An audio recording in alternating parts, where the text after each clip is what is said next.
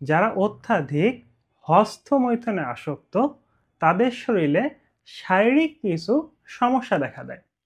যেমন তারা শরীরে শক্তি পায় না, কাজ করার আগ্রহ পায় না এবং কোনো কাজ নিখুঁতভাবে করতে পারে না। শারীরিক অবসাদ বা অলসতা দেখা দেয়।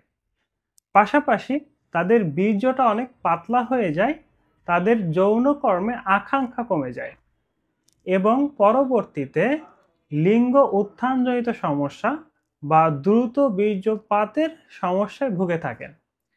এখন আপনাদের মনে প্রশ্ন জাগতে পারে যে হস্তমৈথুন করলে দ্রুত বীর্যপাত কেন হবে?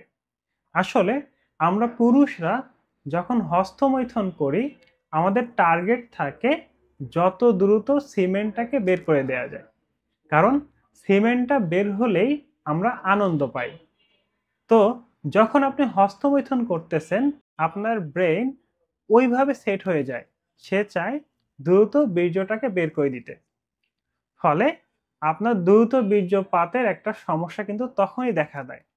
এছাড়া বারবার হস্তমৈথুনের কারণে আপনি বারবার সিমেন্ট বা বীর্য ফেলে দেওয়ার কারণে আপনার বীর্যটাও পাতলা হয়ে যায়।